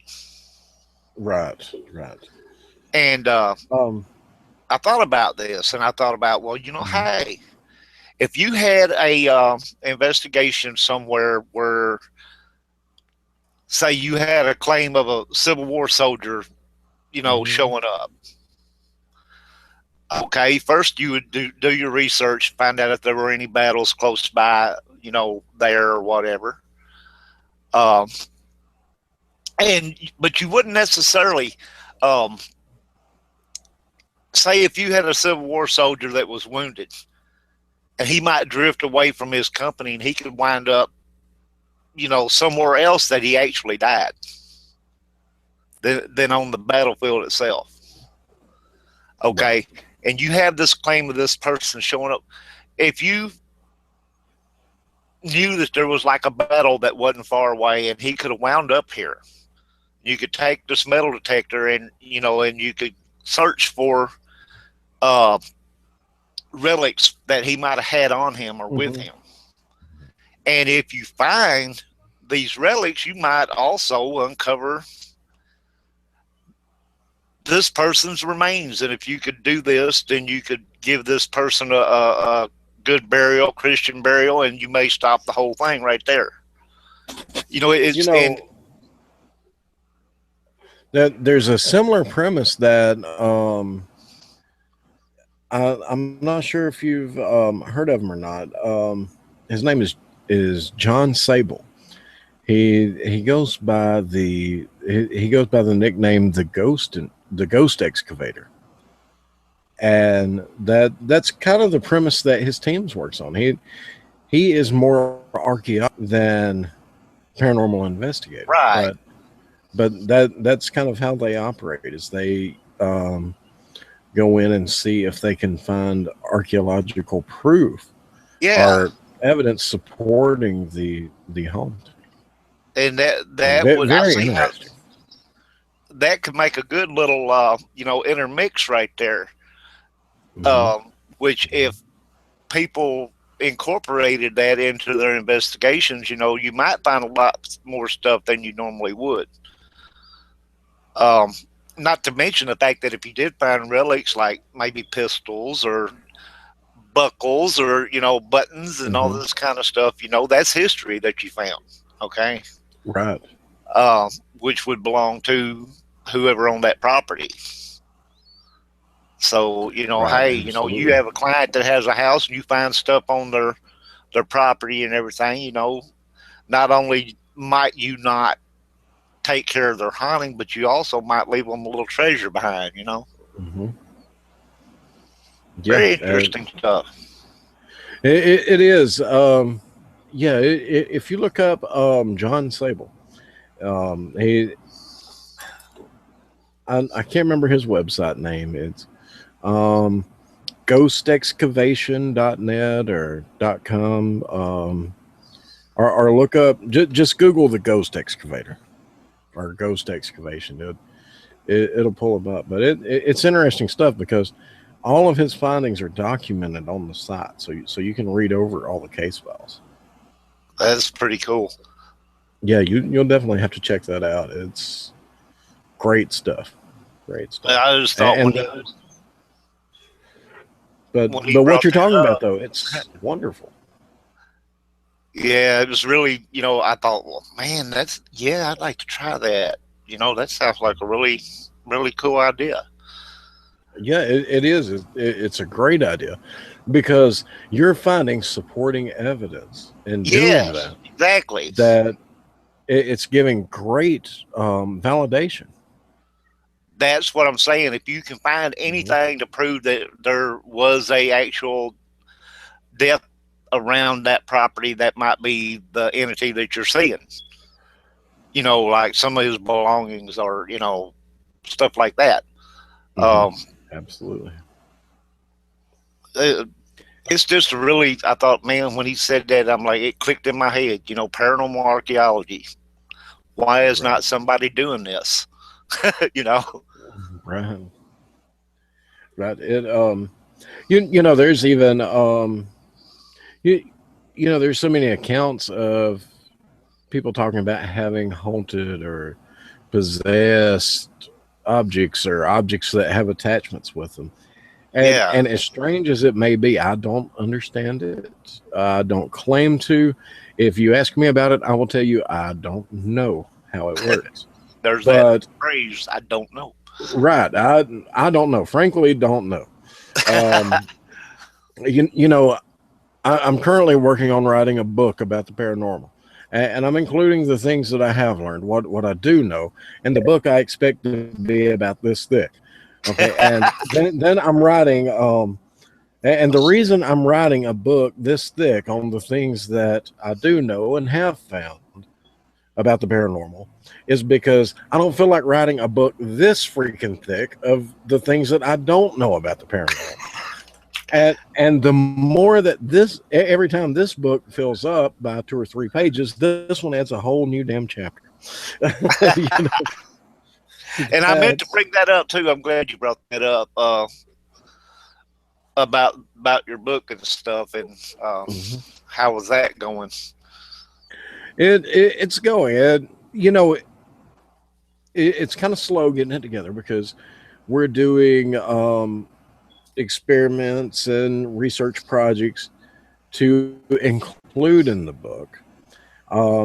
You know, it's not one of those where we're not trying to say that Einstein said energy cannot be created or destroyed, but can only be interchanged. Therefore, ghosts must exist.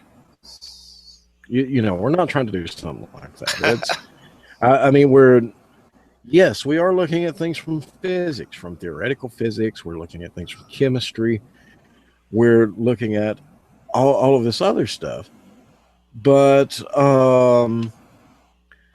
what we are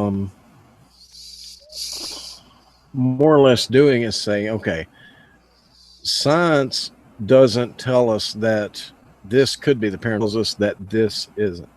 Because to be honest with you, if science could explain the paranormal, and I've seen a lot of researchers try to do this, if we could scientifically explain the paranormal, well, guess what? It would no longer be paranormal. Exactly. We can't measure a ghost. We don't know what a ghost is. I'm sorry. I mean, 50 years from now, maybe that, and it would be awesome. That's what all of our goal is to know what it is. What is a ghost? Who is it? You know, exactly, scientifically, and have it have a formula this long that explains it. But, it doesn't work that way. I'm waiting for somebody to invent the ghost traps and the containment system like on Ghostbusters, Oh, Right. that's a I mean, nasty one.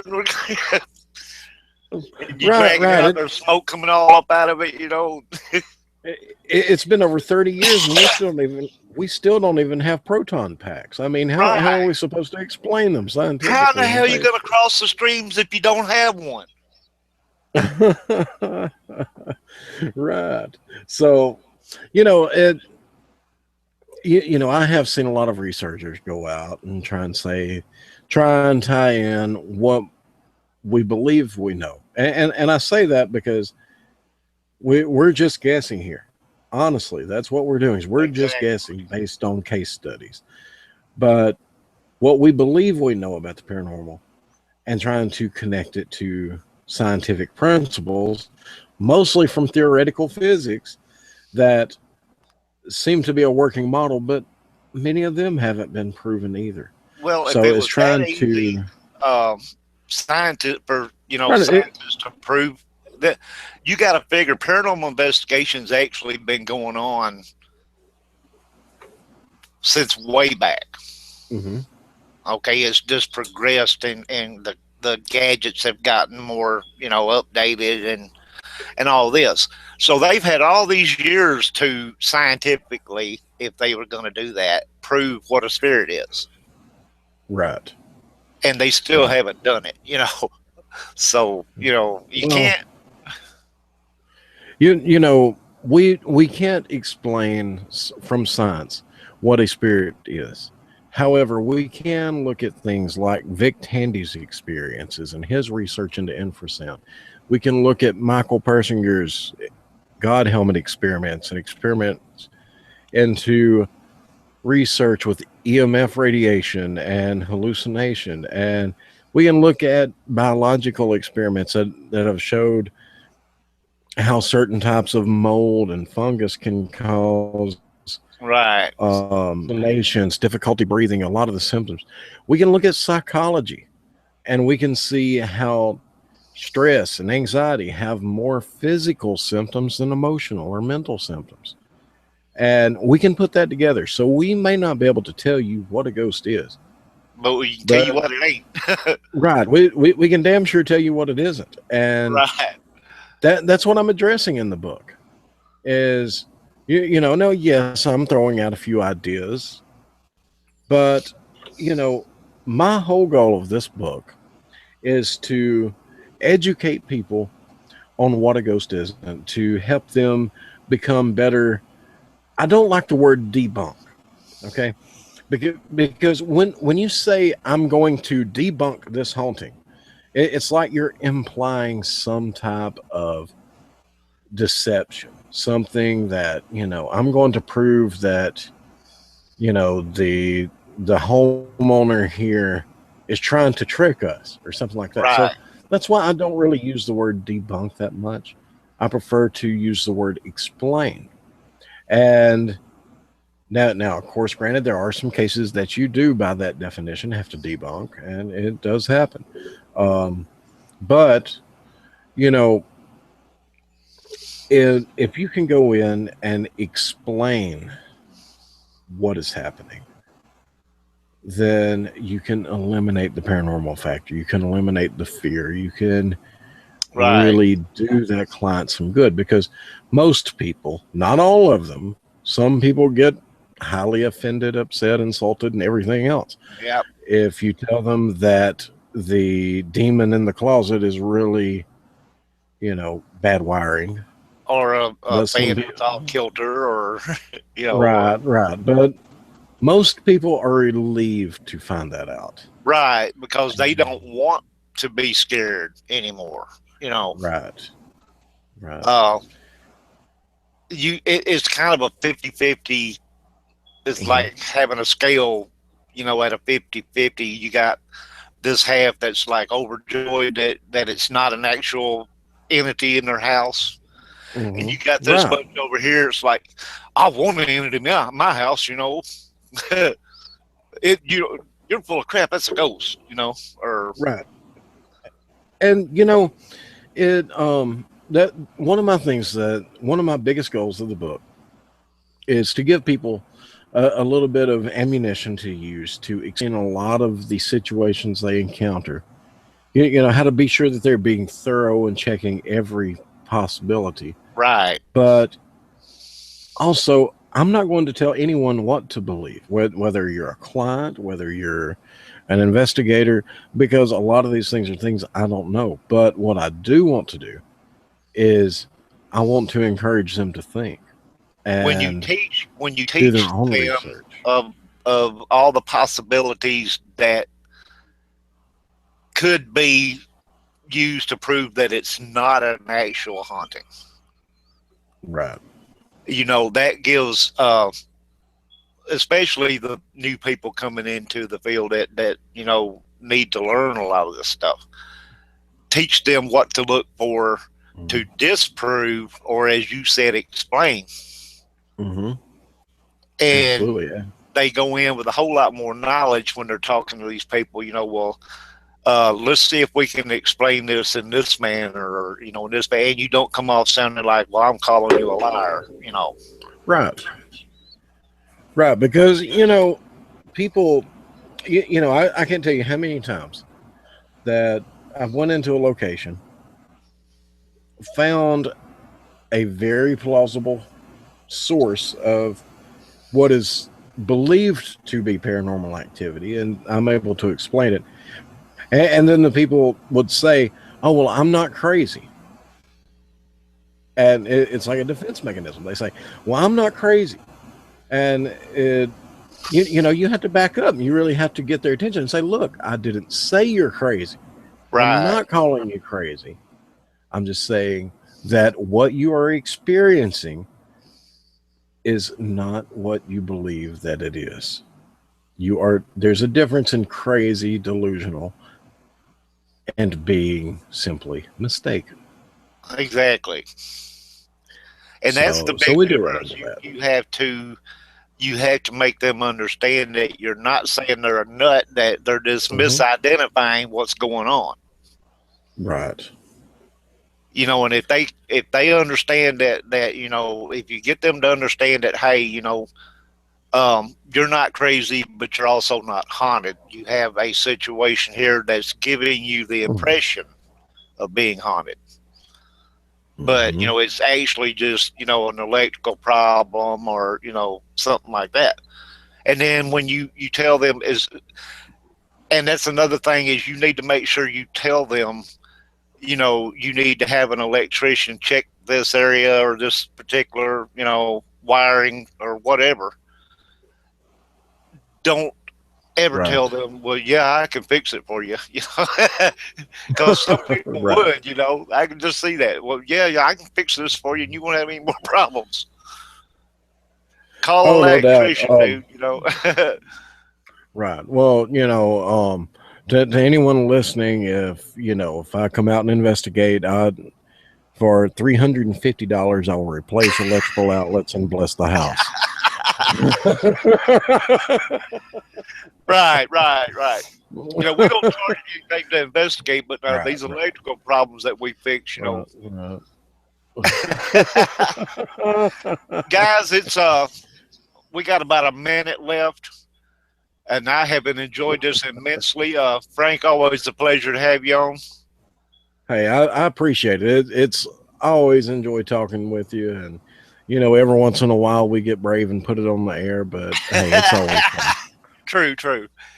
Everybody in the chat room there that listened in and cut up and had them all over there, thanks for coming. Everybody listening that wasn't in the chat room, thank you also for coming. Couldn't do a show without you.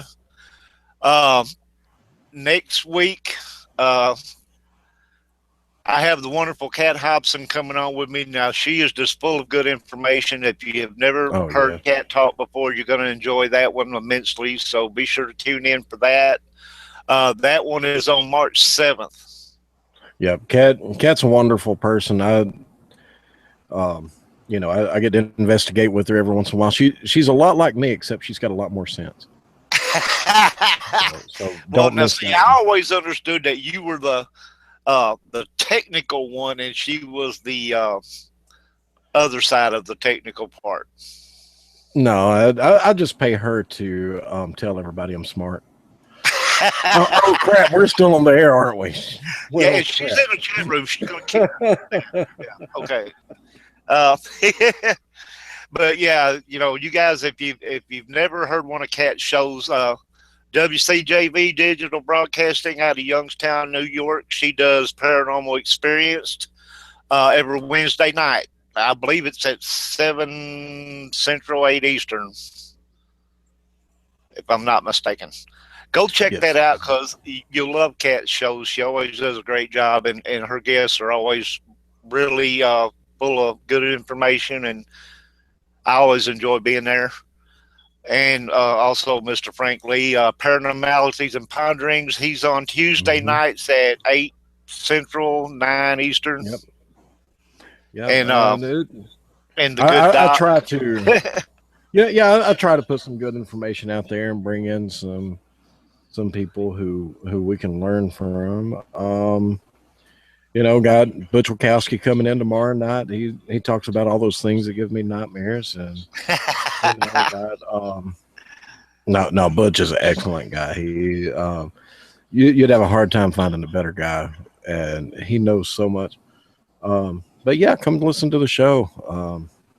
Dr. Brian does the Paranormal Insider, and that's before Frank Lee comes on. I believe he comes on Yep. at 6, right? Yep. Now he's the smart one of the bunch.